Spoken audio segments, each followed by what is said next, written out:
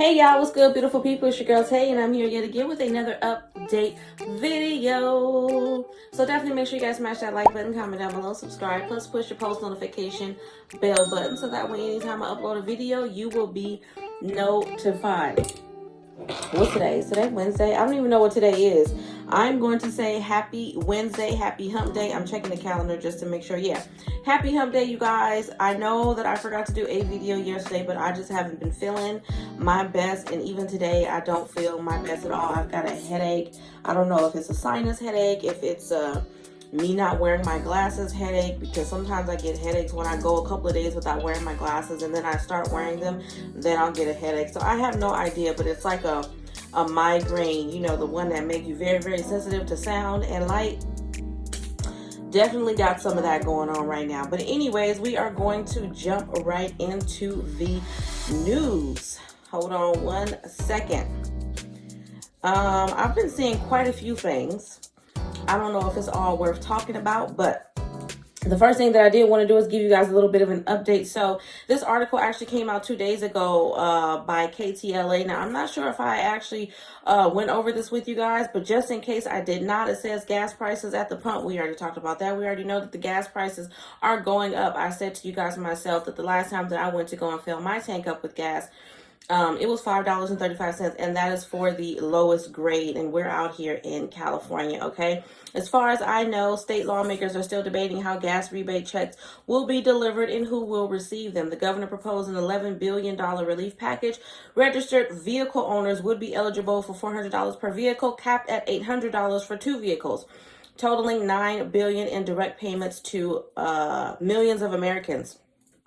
Newsom plan also includes public transportation or public transit grants that would allow transit agencies to provide free rides for 3 months. Okay, state legislative leaders pitched a different plan.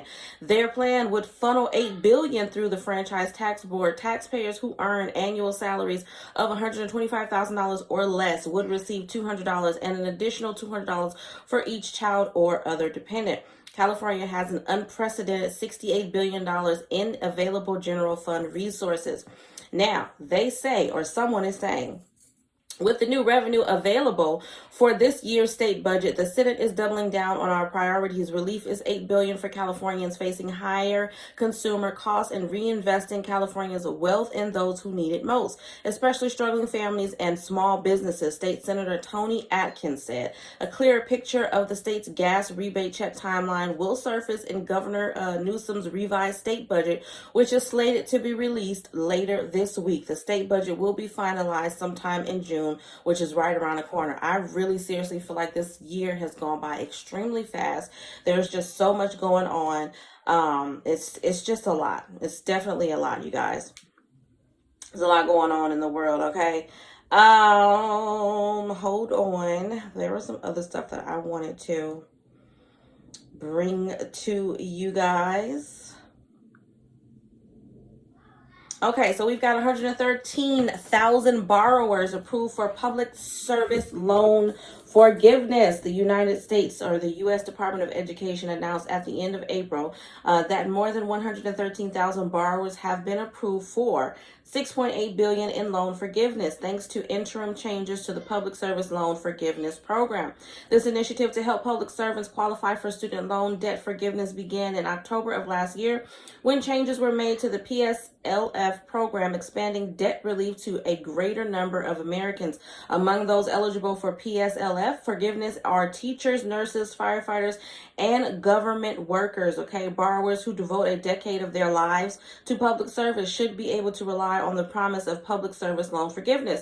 The system has not delivered on that promise to date, but that is about to change for many borrowers who have served their communities and their country. Okay, U.S. Secretary of Education Miguel Cardona said in a statement at the time that this was released. Okay.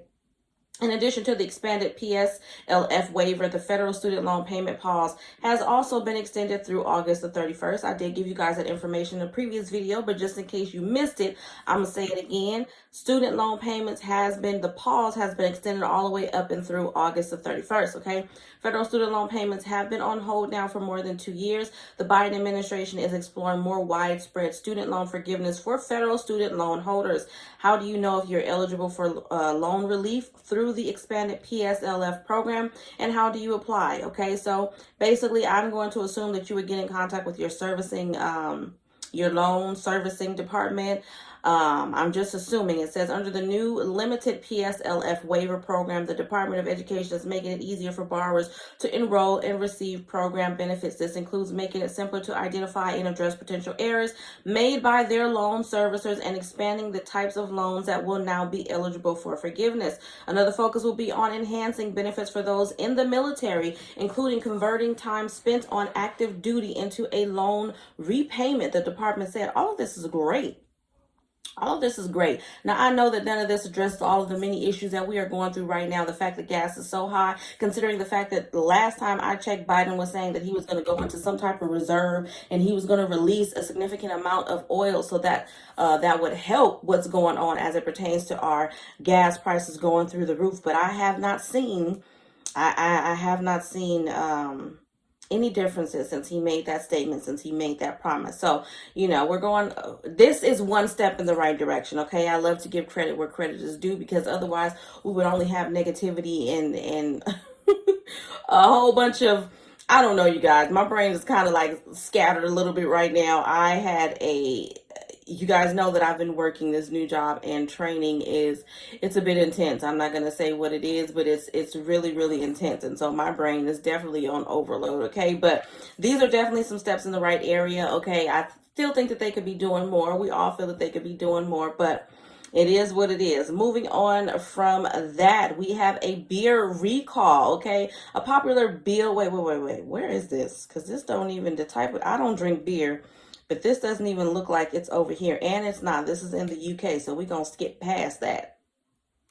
See what else we have going on. I'm going to give y'all a little bit of some tea right now. Just a little bit of information. So this actually came out not too long ago. I'm not sure if I had read this to you guys, but a black teen in Texas is being homeschooled because of his school's district's dress code policy. Okay. The school, located 50 miles outside of Houston, prohibits braids and cornrows. And for 17-year-old Dyree Williams, the policy goes against who he is. Once you cut that hair off, you cut off your line to your ancestors. You cut off your lineage. You cut off everything. This is coming from his mother, okay? And it's just not an option. We don't consider them dreadlocks. So he has locks, going based off of the picture, which is what I have. He has locks, and they're telling him he needs to cut his hair. Williams has been wearing his hair in locks, twists, and braids his entire life, and recently relocated to East Bernard, Texas from Cincinnati, Ohio. CNN obtained the Texas School District Student Handbook, which the outlet reported was taken off the website. Of course it was. The handbook states that boys' hair must not extend below the eyebrows, below the tops of the ears, or below a conventional stand-up shirt collar, and must not be more than 1 inch difference in the length of the hair on the side to the length of the hair on top, okay? The handbook goes on to prohibit tall hairstyles, side-swept bang styles, and long hair dangling over shaved sides or shaved the back of the head, including mullets and mullets in the making, and all other extreme hairstyles. Bullock hoped that officials at East Bernard High School would allow some exemption to the rules after meeting Dyree, but the school only referred the teen's mother back to the handbook. Bullock went on to file a religious exemption with the district superintendent, but it was denied, okay? After asking for additional details about how the district came up with the policy, Bullock was still turned down for answers. East Bernard ISD's hair policy is deeply discriminatory and needs to be changed, okay? This is an attorney for the teen, the family, I'm assuming. The policy contains explicit gender discrimination that recent court decisions have found to be unconstitutional and violate Title, I don't know because it's a Roman numeral. And it also explicitly bans braided hair or twisted rose strands, which is a proxy for race discrimination and disproportionately harms black students in the district. So there's really no need to go into this. The rest of this article is basically the mother saying how she feels about this situation. She's saying she's sick to her stomach. Obviously, she don't agree with it. I don't agree with it. I know many of you guys have not agreed with it. when I've read stories like this to you in the past and previous videos, it's just really a shame that a person is denied their education at this particular institution solely based off of the fact that they don't have, that they don't want to cut their locks. Okay, I agree. As a person who has been wearing locks now for about, I think it's been 6-7 years that I've been growing my locks. But before then, I always wore braids. I was never a person to wear my hair in those nicey, fancy, really, really straight hairstyles with the bangs and all that. That just never was my thing. I've always been in braids. Okay, so the transition to locks was fairly easy for me, and I love them, and I wouldn't cut them for nothing or nobody. So I can totally understand where they're coming from, and it just really saddens me that, among other things that, you know, we've discussed in previous videos, like termination of pregnancy, which that is still a real issue, and they're still negotiating that in all the different states that are against it. It's just another thing, in my opinion, you know what I mean? And I know this is going to get a little, I don't want to say deep, but this is going to probably touch some people the wrong way, but this is definitely, in my opinion, this is definitely a race and discriminatory thing. I think this is a way for them to deny us the ability to express ourselves in a way at the same time that keeps us connected to our history and our ancestry, and I just don't think that that is okay. But moving on from that, I did not get a chance to check emergency SNAP maximum benefits for the month of May.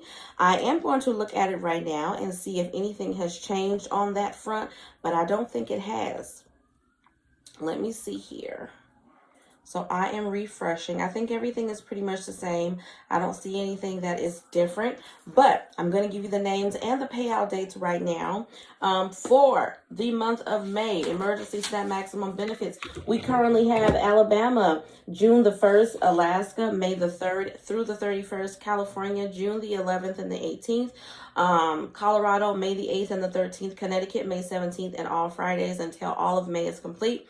Delaware, May 25th, DC, regular issuance, Georgia, May 27th, 28th, 30th, and 31st, Hawaii, June the 13th, Illinois, May the 21st through the 29th, Indiana, May the 5th through the 23rd, odd days only, Kansas, June the 15th through the 24th, Louisiana, May 7th, 14th, 21st, and 28th, Maine is May 10th, Maryland all month long, Michigan, May 14th through the 23rd, New Hampshire, May 3rd and the 20th, and then June 3rd and the 17th, New Jersey, May the 1st through the 5th, New Mexico all month long, New York City, May the 16th through the 20th, and then the 23rd through the 27th, and then for the rest of the state, we've got May 9th through the 12th, and then the 15th through the 19th. I am going to pause that real quick and see if one particular state is on here, which I don't see it.